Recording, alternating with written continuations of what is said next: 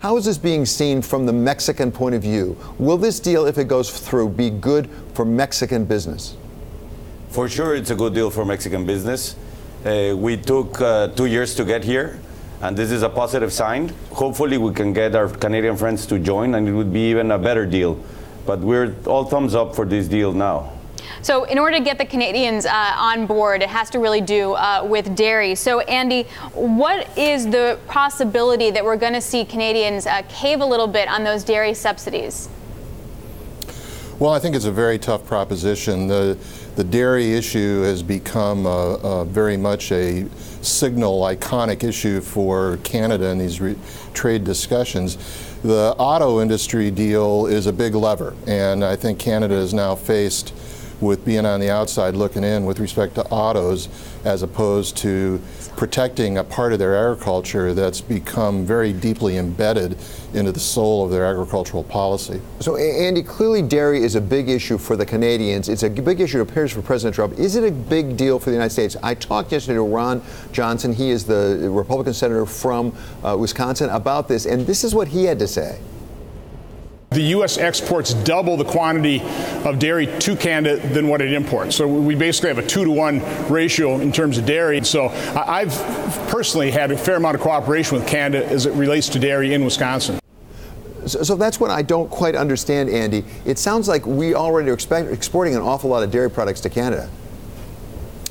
Well, in fact, there's a pretty high level of exports and imports across both between Canada and the U.S. When that agreement was first made, both of us were being very protectionist. This was in the 1980s. And in about a decade, we completely changed and did a 180 on our attitude about trade. Canada did not. And so now the tension is really different because we've got this old agreement that made sense 30, 40 years ago, and today it doesn't feel like it makes so much sense. The reality is trade between the two countries has been roughly even until just the last few years. And yes, there is a change now that's more favorable from their standpoint, but I think what really is annoying us is they seem to be leveraging their highly protectionist system to sort of create an export advantage, and they're starting to play games in export markets that's troubling us, not so much in our relationships with trading with Canada, but trading with other countries. Well, and that leads us then to the U.S. And Dale, weigh in on this. So if you take a look at where the ag exports actually go, obviously a huge chunk is to China, but Mexico and Canada are two of the top 3 players when it comes to where our farm stuff goes. The deal with Mexico, the question marks with Canada, what's good, what's bad for farmers? When it comes to Canada, one of the things we look at is, again, our partnership with Mexico on the dairy front, as you all were just talking about. Our hope is that we get the kind of deal with Canada that we have with Mexico. That partnership has worked extremely well for our dairy farmers and ranchers across the country. One of the things that also plays into this is the ability to level that playing field, but also keep moving forward in this, whether it's a trilateral agreement or the 2 agreements are working side by side. We see this as a very important step forward. The agreement with Mexico that was announced just on Monday, and then we have this process now with Canada coming back to the table. For our farmers and ranchers, that is a big dang deal. So Moises, how is it perceived by farmers and ranchers in the agricultural sector in Mexico? Is this a good deal for the Mexican farmer? I believe so. Our supply chains are very integrated. We buy a lot of grain, a lot of corn and other products from the U.S., and we send back things like avocado and berries, and it's been very successful. I think we've achieved something that wasn't there before Nafta, and this new deal definitely is a beautiful ag deal because it permits the growth to be there for the future for our producers.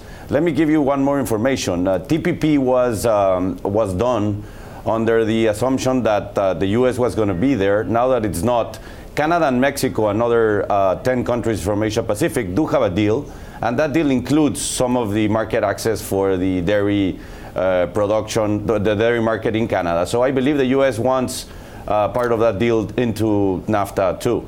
Moises, the other part of the conversation, though, is what Mexico had to wind up giving up, and that is you have to pay some workers more, $16 an hour, potentially. Can businesses handle that type of increase, and do businesses feel certainty that this deal will remain once we get a new government? I think that's misconceived. We don't really have to pay that more money to the employees. It really is, parts of a car have to be produced on a high wage zone. That doesn't mean we have to pay that amount in Mexico. You can buy those parts from the US or Canada, which is 40% of that part of the deal, and you can actually get 60% from Mexico. So I think it's misconceived. It has not been well informed, but it's not a wage focused. It's an geographical area where you produce those parts. Dale, let's come back for a moment to the U.S. farmer. You just called it a big dang deal, which I love, with respect to Mexico. Presumably, if we get that big dang deal done with Canada, too, that's going to be pretty good for the American farmer. But at the same time, a significant export market is China. Is the American farmer still under a lot of stress because of retaliatory actions taken already or to be taken by China? Absolutely. The farm economy has been taking a hit over the last 5 years. We're down over 50% in terms of net farm income. And when you add the China tariffs on top of the trade wars, those impacts are hitting farmers and ranchers right in their pocketbooks, particularly as we go into harvest time. I think the mitigation package that Secretary Perdue just released on Monday also gave us a bit of a shot in the arm and a little bit of a bridge to kind of stand on as we get through these rough times.